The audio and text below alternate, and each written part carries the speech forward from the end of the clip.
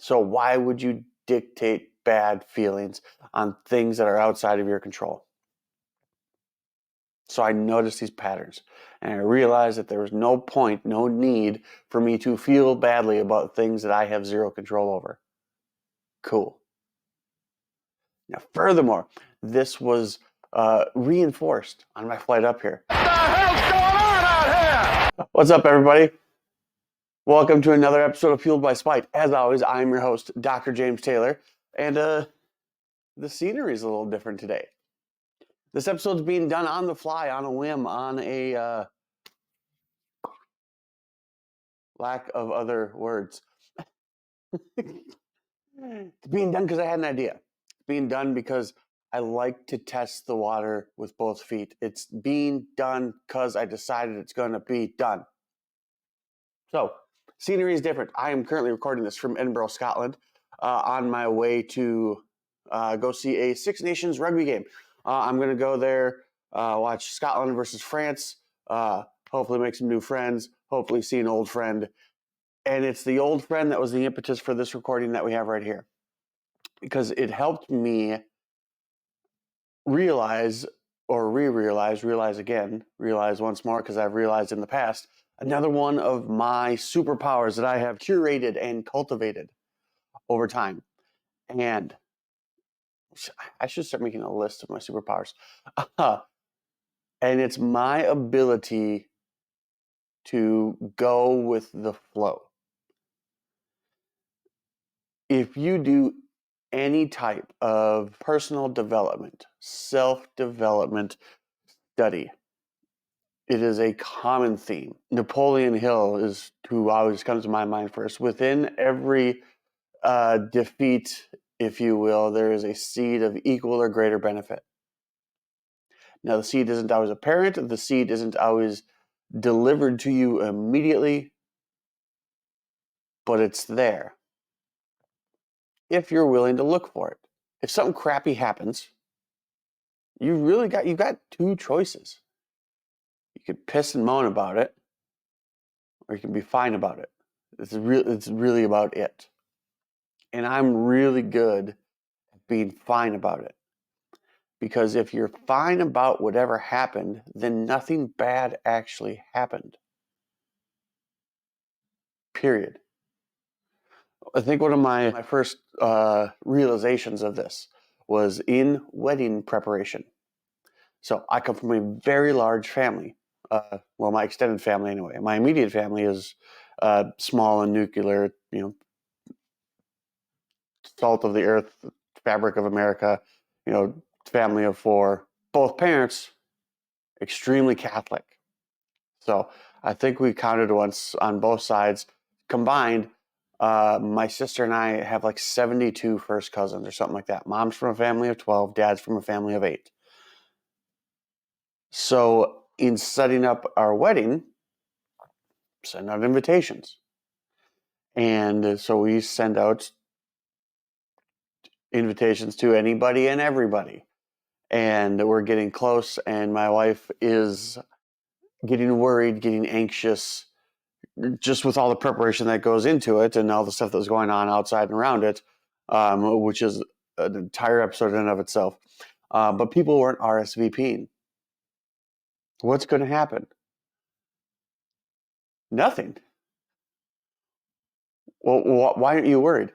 Because we've got enough food for everybody. That's the only thing. When it comes to the other people at our wedding, the only thing we had to worry about was feeding them. Everything else was on them. They had to get there. They had to manage their hotel rooms. They had to pack their bags. They had to figure out how to get home. The only thing that we needed to provide for them was food. And that was already paid for. So we don't have a problem. We took care of our responsibility. How are you so calm about this? Because it's already taken care of. Everything that we are responsible for is done. So she was finding a problem where I determined she wasn't finding a problem, but for lack of a better word, in husband speak, she was finding a problem where there wasn't one, as far as I was concerned. And in relaying our wedding tale, that comes up At least when I tell it more often than not. Because it was a realization that, okay, here's something that could be perceived as bad. We're not getting RSVPs. But we've already done all the stuff we need to do. So who cares? You live in a state, I live in a state of isness. It is what it is. I don't get too high, I don't get too low, it just is. So how do you cultivate something like that? Trial and error with an emphasis on the error. Because what happens when you face trials, when you face tribulations, when you face things, you start to realize which ones are your fault and which ones are not. And if it's not your fault, then there's nothing that you have to worry about. Because you can, like I've covered this before, you can only control one thing. You can only control what's going on in your head, right? And even then, that's kind of tough. You have zero, big, fat zero, zilch, zip, not a control over anything else other than the thoughts you put in your head and the way that you interpret them. The end. So if you have poor control over what's going on between your ears, then you are going to be a victim of life. Life is going to happen to you, not for you. However, if you have control over what's going on upstairs, then you tip the scales in your favor. You tip the balance in your favor of life happening for you and not to you. It's the serenity prayer. Lord, grant me all those things, and then the ability to know the difference. I'm paraphrasing, of course, but so what brings this about? What brings about this realization to kind of come back around here? I'm in Edinburgh. I'm here to watch a rugby game. I've got a friend who lives in Belfast, which is that way, south and west of here, I believe. And flight got delayed. And he was broken up about it. I mean, I understand. Yes, I've flown across the world, if you will. So I am far closer now than I have been in the previous decade plus. Flight got delayed. We were going to hang out before the game. Now we don't get that opportunity. Dude, we're still going to hang out at the game.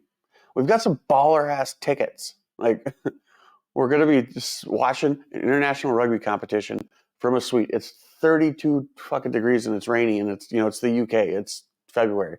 Weather here is shite, as they say. So we will be in the comfy confines of a box suite at Murrayfield Stadium. We're going to be all right, bro. Yeah, I know. I wanted to hang on more. No, I get that. Let's be thankful for what we got. Shit. God damn it. It's, sounds like something your parents said to you when you were a kid. Just made that realization. Just be thankful for what you have. I was trying to teach my kids that stuff too. But with the understanding that, yes, you want more, especially when more avails itself to you. The reason that he's not getting here in time is because of a flight delay. And something tells me that flight delay was not entirely his fault, if at all. So if it's not your fault, why worry about it? If you are a worrier, I'm not saying that he is, but if you are a worrier, if you are someone who gets anxious, in the nicest way, it's hard for me to relate because I don't, generally.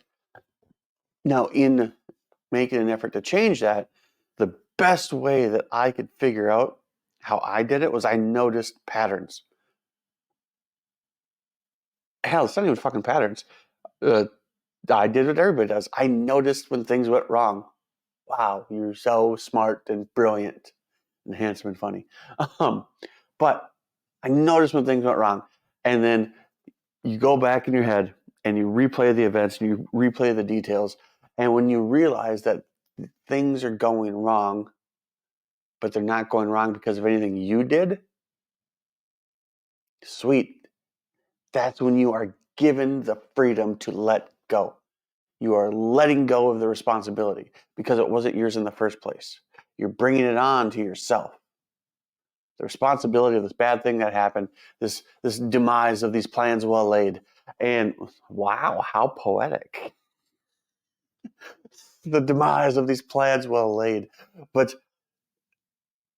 it apparently wasn't your plan, which means it wasn't your responsibility, which means the feelings that you're feeling are brought on by yourself. The feelings of disdain and dismay, of anxiety, of worriment, they are conjured up by you. And only you have the control, the ability, and the power to figure out what's going on up here and to dictate that. So why would you dictate bad feelings on things that are outside of your control? So I noticed these patterns and I realized that there was no point, no need for me to feel badly about things that I have zero control over. Cool. Now, furthermore, this was reinforced on my flight up here, listening to the Bob Proctor thing. And side note, he's been in my realm for years, but on the flight here, I don't know that I've ever actually listened to him. It's awesome. Like I've heard snippets here and there, but listen to a whole speech, a whole story. But he had said, people don't fear change. People change all the time. People fear being forced to change. Oh, yeah. No wonder he's so fucking popular. Dude, that is a smart statement. Because it's 100% true. People don't fear change. People change all the time. Find someone who is fat and is now skinny. Find someone who is skinny is now fat. Find someone who quit smoking. Shit, find someone who got married. Find someone who has kids. Okay, as this goes on, find someone who's alive. People change all the time. You change, man. But people fear being forced to change. Blew my mind. Because it is that little thing. Because I used to say almost comically, almost tongue in cheek, I fear change. Again, it's one of the many things I say that is not a James Taylor original whatsoever. I was born in the early '80s, so me and a large subset of my cohort and group of friends, we don't have original thoughts. We speak in movie lines. Wayne's World, boom, there it is. Fear change. Thanks, Garth. But then he said, people don't fear change. People fear being forced to change. And that is 100% true because we change all the time, willingly, sometimes drastically and dramatically. But it's because of a thought, a change, a shift in a thought pattern that we make ourselves and a commitment that we make, maybe not consciously, but a commitment nonetheless that we make to deviate on the path that we're on. I touched on this in a previous one. So something went wrong. It is up to you to determine how you're going to handle it, how you're going to deal with it. You want to practice being in a state of Zen, if you will, to be in a state of isness, to be a stoic of sorts. Things just happen as they happen. So then we got to work on we've got to work on giving ourselves grace. And I laugh and I chuckle because in a previous episode we talked about what a bunch of shit that is, and it still is, and I contend that it is, because grace is the easy way out. Change takes time, change takes effort, change takes energy. Change, even when it's change you want to do, is going to be difficult. Well, depending on the change. Because you're changing a pattern, a belief, a behavior. Something that you can do unconsciously. So to deviate from what was once the norm is now going to take a conscious effort. And sustained thought is some of the hardest work that man will ever undertake. And it's so difficult, and that's why many people don't do it. Some of the hardest work that people do, very few people do, is the work of sustained thought. That was Wallace Wattles. He's absolutely right. It is much easier to go about life being thrown by the whims of it. And some of those whims aren't good, and some of those whims aren't fun. So then we just go into our states of depression and our states of anxiety. Woe is me. Look what happened to me. That's the behavior that we create. So to get to that stoicism, that state of isness, man, it takes time and it takes practice. Like I said, and I started to notice patterns. And then when I noticed, and I shouldn't, that's not the right way to say it, but when things happened, I started to analyze it, and I realized that good things happen the more that I decide good things happen. Because within every adversity, there's a seed of equal or equivalent benefit.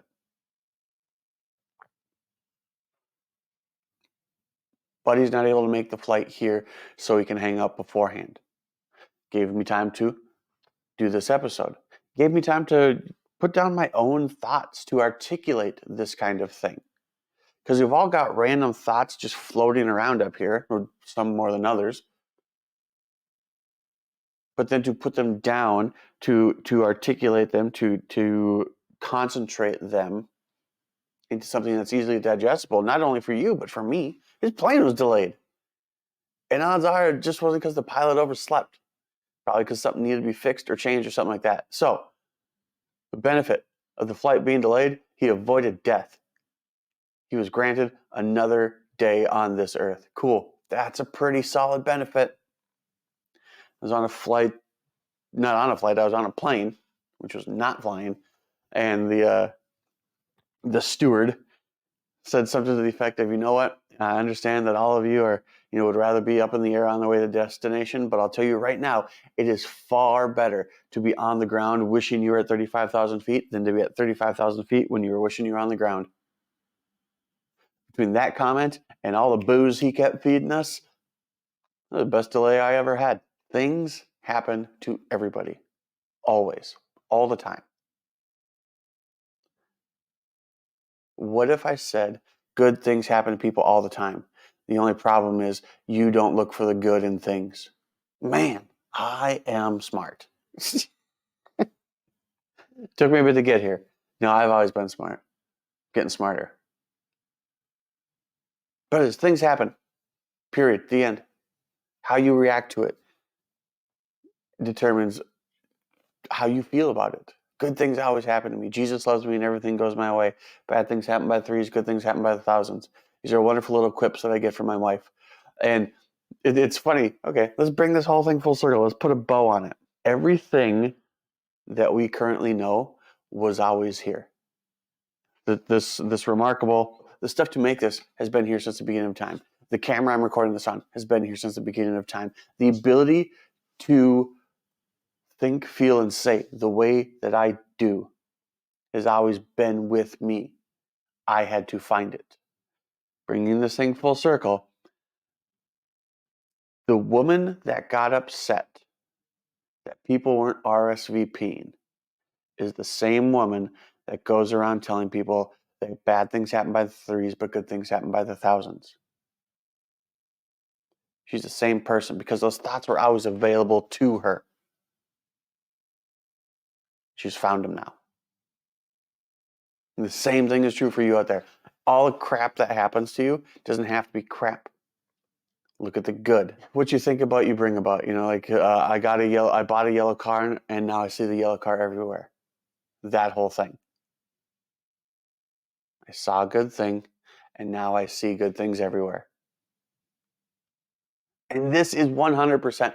This is, to put a bow on the bow, this is absolutely, positively a spiteful way to go about life.